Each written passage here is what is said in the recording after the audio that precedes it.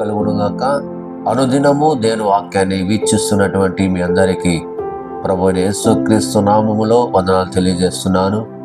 ప్రతిదినము మీరు దేవుని వాక్యాన్ని విని ఆత్మీయంగా బలపడుతున్నానని నమ్ముతున్నాను. మీ అందరి కొరకు ప్రార్థన చేస్తున్నాను. దీనిమంతా మీరు సంతోషంగా సమాధానకరంగా ఉండాలని నేను మనస్ఫూర్తిగా కోరుకుంటూ మరి ఈ దినమున దేవుని వాక్యాన్ని మనం ధ్యానం చేద్దాం. యెషయా గ్రంథము 26వ అధ్యాయము 3వ వచనాన్ని మనం బైబిల్ చదువుకుందాం. ఎవని మనసు నీ మీద ఆనుకొనునో వానిని నీవు పూర్ణ శాంతి గలవానిగా కాపాడుదు. చూసారా, ఎవరి మనస్సు అయితే దేవుని మీద ఆనుకొని జీవిస్తారో, ఎవరైతే దేవుని యందు భయము భక్తి కలిగి ఆయన ఆశ్రమిస్తారో వారు పూర్ణ శాంతి గలవాడిగా దేవుడు మారుస్తాడు. పూర్ణ శాంతి గల వ్యక్తిగా నువ్వు మార్చబడాలంటే దేవుని మీద నువ్వు ఆనుకోవాలి, దేవుని నువ్వు ఆశ్రయించాలి. దేవుని మీద నీవు ఆనుకొని నువ్వు జీవిస్తే, దేవుని చెప్పిన మాటలకు నువ్వు అనుసరించి జీవిస్తే నువ్వు పూర్ణ శాంతి వ్యక్తిగా నువ్వు మార్చబడతావు. ఎందుకో తెలుసా, ఈరోజు ఎంతోమంది అన్నీ ఉన్నాయి, వాళ్ళ జీవితంలో కావలసినటువంటి ప్రతిదీ ఉన్నాయి, కాబట్టి శాంతి లేదు, సమాధానం లేదు. అనేక కుటుంబాల్లో చాలామంది ఆత్మీయుల నుంచి అన్నిల వరకు చాలా కుటుంబాల్లో అన్నీ ఉన్నాయి. ఉద్యోగం ఉంది, ధనం ఉంది, అన్నీ ఉన్నాయి, వసతులు ఉన్నాయి, బంగ్లాలు ఉన్నాయి, కార్లు ఉన్నాయి, అన్నీ ఉన్నాయి, కానీ శాంతి లేక జీవిస్తుంటారు. అసమాధానంలో అనేక జీవితాల్లో ఉన్నాయి. కేవలం ఎందుకో తెలుసా, దేవుని మీద ఆనుకోరు, దేవుని సన్నిధికి రారు. దేవుని మనస్సుకి మీ మనస్సుకి చాలా దూరంగా ఉంటాయి.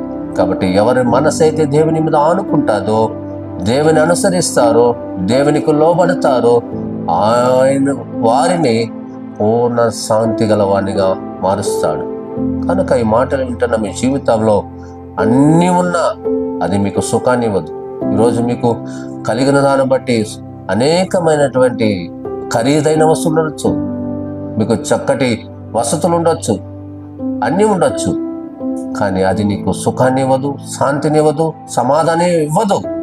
శాంతిని సమాధానాన్ని నీకు నిత్యము ఇవ్వాలంటే నేను ఆరాధిస్తున్నటువంటి నజరేయుడనే యేసయ్య దగ్గరికి నువ్వు రావాలి. ఆయన మనసు మీద నువ్వు ఆనుకోవాలి, ఆయన మీద నువ్వు ఆనుకోవాలి. అప్పుడే నువ్వు పూర్ణ శాంతి గలవానిగా నువ్వు మార్చబడతావు, శాంతిగా జీవిస్తావు, సమాధానకరంగా ఉంటావు.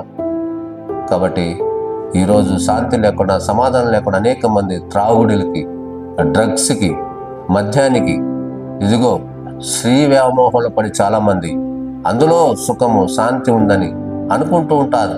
కాబట్టి వాటిలో ఎక్కడ కూడా దొరకదు. అదంతా కూడా కొంతవరకే నీకు ఇవ్వచ్చు, కానీ అవన్నీ కూడా నీకు సమాధానం నడిపించదు. కాబట్టి ఎప్పుడు ఎవరి దగ్గరికి రావాలంటే నిన్ను పుట్టించిన దేవుడు, నీకు శాంతిని ఇవ్వగలిగిన దేవుడు, సమాధానం ఇవ్వగలిగిన దేవుడి దగ్గరికి నువ్వు రావాలి. ఆయన మీద నువ్వు ఆనుకొని జీవించాలి. కాబట్టి ఇక్కడ మరొక వాక్యాన్ని కూడా మీకు గుర్తు చేస్తాను. 33వ కీర్తన 18వ వాక్యం చూడండి. వారి ప్రాణమును మరణము నుండి తప్పించుటకును, కరువులో వారిని సజీవులుగాను కాపాడుటకును. చూడరా, కరువు కష్టకాలంలో నిన్ను ఆయన సజీవులుగా కాపాడుతాడు, ఆయన సమాధానపరుస్తాడు, ఆయన శాంతిని ఇవ్వగలడు. కాబట్టి కష్టకాలంలో, కరువైనటువంటి దినాల్లో నిన్ను పోషించగల అనేక మంది భక్తులను దేవుడు కాకుల ద్వారా పోషించాడమ్మా. ఈరోజు ధనము లేదని నువ్వు దేవుని సన్నిధికి రాకుండా, దేవుని మనసుకు నువ్వు దూరంగా జీవిస్తున్నట్లయితే, ఆయన మీద ఆనుకోకుండా నువ్వు బ్రతుకుతుంటే, ఈరోజే ఈ దినమే వాక్యం వింటున్నాను, నీ జీవితాన్ని మార్చుకొని ప్రభు మనసు మీద ఆనుకో, ప్రభువుని మీద ఆధారపడు.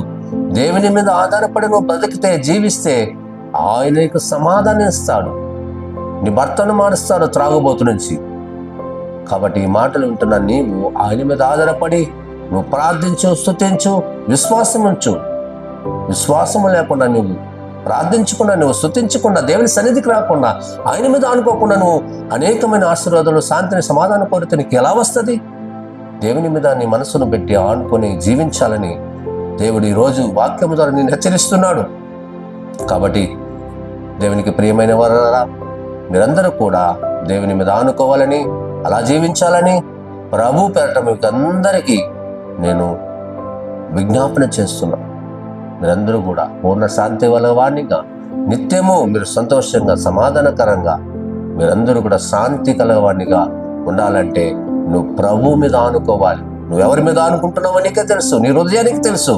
అవన్నీ కూడా క్షేమము దయచేయదు. కాబట్టి ఈ మాటలు వింటున్నా నీ జీవితంలో నీవు పూర్ణ శాంతిగా, పూర్ణ హృదయము కలిగిన వ్యక్తిగా, పూర్ణ సంతోషాన్ని ఇవ్వగలిగిన వాడు ఎవరో తెలుసా?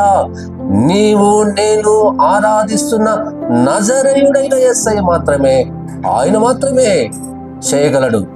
ఎందుకంటే ఆయన దగ్గర శాంతి ఉంది, సమాధానం ఉంది, రక్షణ ఉంది, అన్నీ ఆయన దగ్గర ఉన్నాయి. ఆయన దగ్గరికి నువ్వు ఆనుకోవాలి. ఆయన మాటలకు లోబడాలి, సేవకులకు లోబడాలి, దేవుని చిత్తానికి నువ్వు లోబడాలి. కాబట్టి ఈ మాటలు వింటున్న నీవు దేవుని మీద ఆనుకొని జీవించు.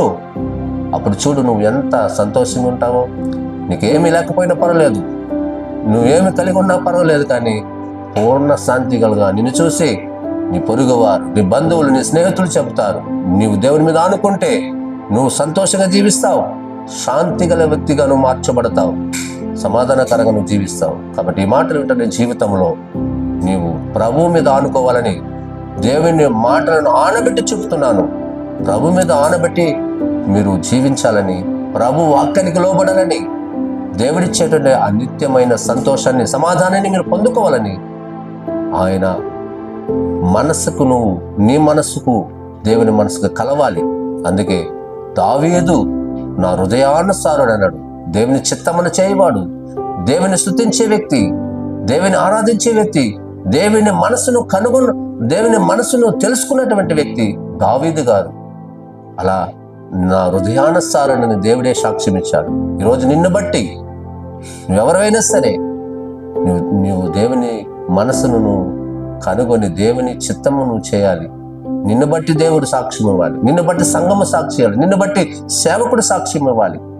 కాబట్టి నిన్ను బట్టి నువ్వే సాక్ష్యం ఇవ్వడం కాదు గొప్పతనం, కానీ ఈ మాటలు నీ జీవితంలో నీవు ప్రభువుని మీద ఆనుకోవాలని, ఆయన వాక్యానికి ఆనుకో.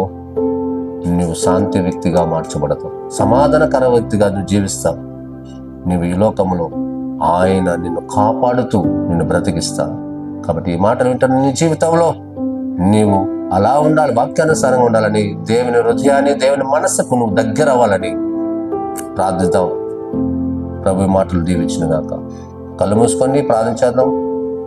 ఆయా మహోన్నతుడు అయిన మా తండ్రి, నిజమేనైనా ఈ లోకంలో మాకు శాంతిని ఎవరే వస్తారు నా తండ్రి? ఎవరి మనసు దేవుని మీద ఆనుకుంటుందో వాని నీవు పూర్ణ శాంతి కలగా వానిగా మారుస్తావు, ఇస్తావు నాయనను. ఎందుకంటే నిన్ను నీ మనస్సుకు తండ్రి నాయన దగ్గరగా ఉన్నవారిని, నిన్ను వెంబడించేవారిని, నీ వాక్యాన్ని వెంబడించేవారిని, నీ సేవకుల మాటకు లోబడేవారండి నాయన. మీరు ఎన్నడూ తోసివేసేవే దేవుడు కాదు నా తండ్రి. ఈరోజు ఈ మాటలు వింటున్న వారి జీవితాలు నా తండ్రి నీకు దగ్గరగా, నీ మనస్సుకు దగ్గరగా, నీకు మహిమకరంగా జీవించినట్లు సహాయం దయచేయండి. వింటున్న వారందరినీ ప్రభాసురించి పూర్ణ శాంతి వ్యక్తులుగా మీరు మార్చమని, నిత్యము వారిని సంతోషం సమాధానం ఉన్నట్లు సహాయం దయచేయండి. మీరే శాంతి గల వ్యక్తినిగా మార్చగలడని ఈ వాక్యము ద్వారా వారు గ్రహించి వాటి ప్రకారం వారు జీవించినట్లు మీరు సహాయం దయచేయండి. యేసు నామములో నిలుచున్నాము తండ్రి. ఆమేన్. God bless you.